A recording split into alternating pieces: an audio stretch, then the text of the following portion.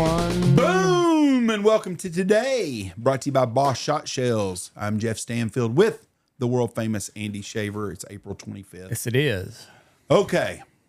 April 25th. Girl got her start in I think it's one of the best movies. It's not the best movie when it comes to being an actual cinematic experience, but I think it's one of the coolest movies ever because it reminds me of my youth and childhood to a degree. Mm-hmm. And she starts as her first movie. She was in Dazed and Confused.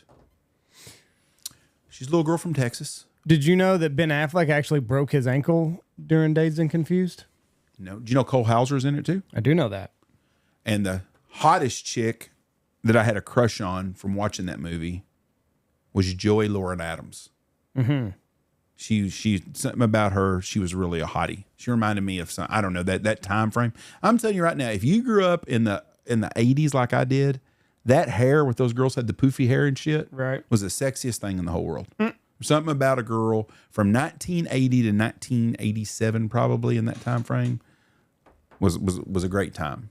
They smelled like Aquanet and Marlboro Reds. What a good looking hair. I can't wait for that hair to come back. It's never come back. Probably never will. I'll be dead when it comes back. But anyways, it was her first movie. I'll give you another hint. She went from that first movie to becoming the bride of one of the most famous singers of all time. Probably is the biggest draw in country music there is still to this day. Probably is as close to Jimmy Buffett as we'll ever have. Kenny Chesney, Yes. but I didn't think he was married. He was married. It was the only time he's ever been Renee married. Zellweger. Yes. Renee Zellweger was born in Katy, Texas, April 25th, 1969. Her father was from Switzerland. He was a mechanical and electrical engineer. She was a cheerleader in Katy High School. She graduated in 86, just like I did. Wish I'd have met her a long time ago. Wish she had some money. Her daddy lost his job, and he was unable to purchase college, so she took a job as a cocktail waitress in Austin, Texas. She said of the job, I learned a lot. As much as I did my classes that club paid for, I learned not to judge people, and things are not black and white. She began getting small parts acting and earned her Screen Actors Guild card for doing a Coors Light commercial. Also, while in college, she did a bit part as a local hire in Austin filmed horror comedy film My Boyfriend's Back, playing the girl in the beauty shop, maybe 2 lines, but the beauty shop got it cut. Her first job after graduation was working in a beef commercial while simultaneously auditioning for roles around Houston, Texas. While still in Texas, Zellweger appeared in several independent low-budget films. One was A Taste for Killing, followed by an ABC miniseries Murder in the Heartland. Also in 1983, she got an uncredited role in Dazed and Confused. In 1994, she appeared in Reality Bites, the directorial debut of Ben Stiller, and the biographical film 8 Seconds, directed by John Avildsen. Her first main role in a movie came in the 1995 horror film The Return of the Texas Chainsaw Massacre, along Matthew McConaughey. Playing a teenager who leaves a prom early with 3 friends who get into a car accident, which leads to their meeting a murderous family led by Leatherface. Never do that. Nope.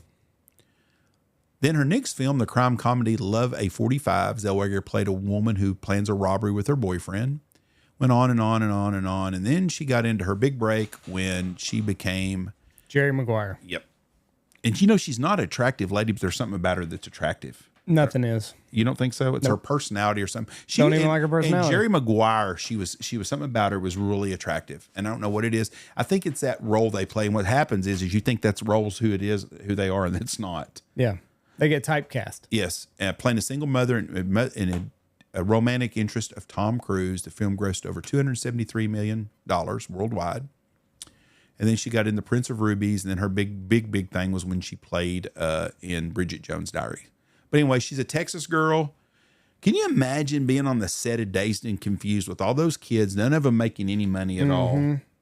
And how many of them are huge? I mean, Matthew McConaughey's the biggest of all of them. But Ben Affleck's had a hell of a career. Mm-hmm. I mean, there's Hauser has? Yes. He's had a good career. But his was later than everybody else's. Yeah.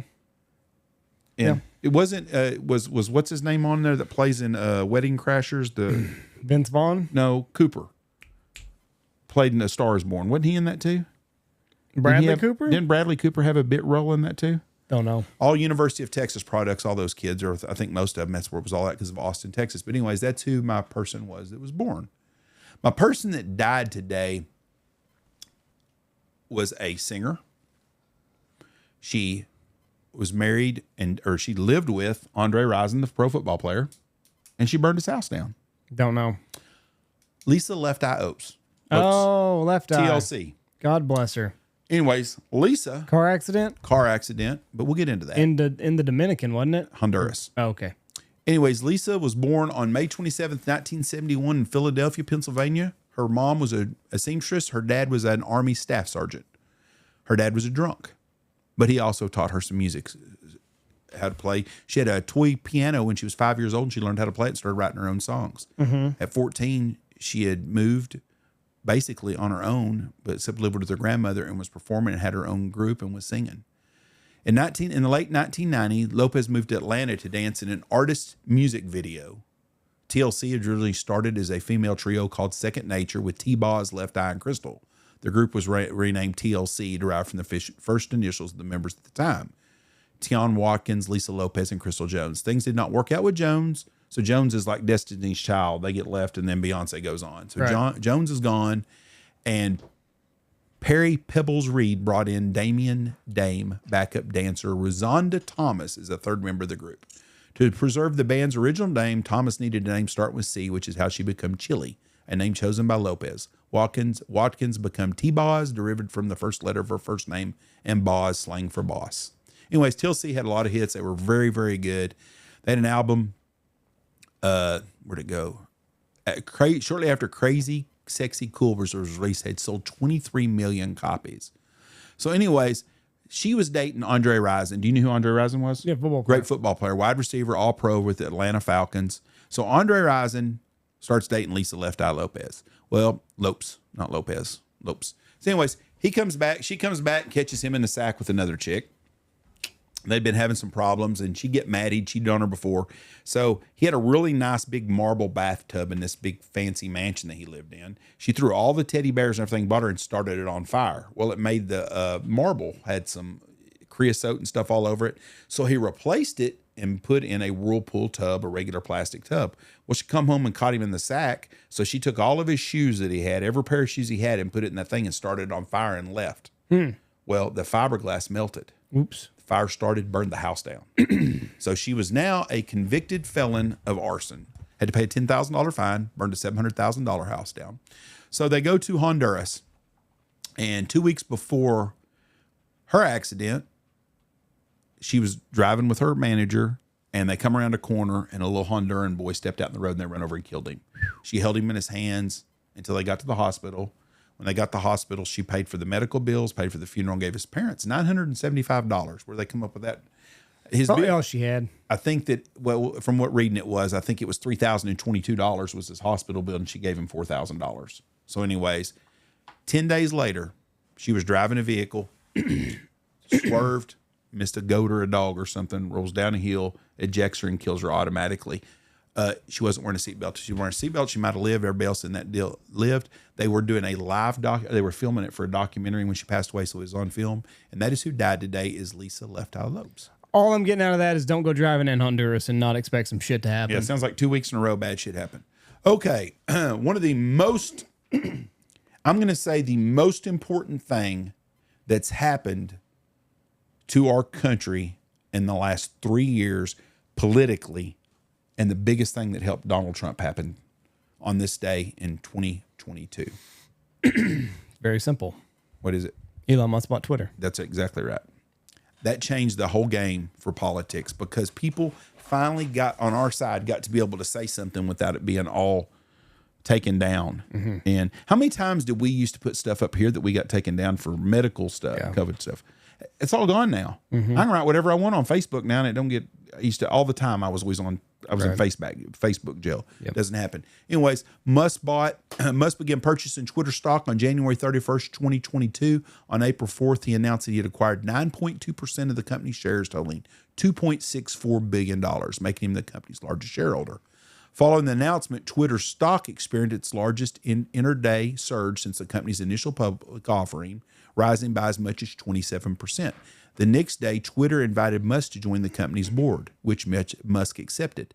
This had been recommended to the board by Twitter's Nominating and Corporate Governance Committee 3 days earlier, with some board members expressing concern about potential adverse impacts on stockholder value. The position would have prohibited Musk from going beyond a 14.9% ownership stake and limited his ability to speak publicly about the company.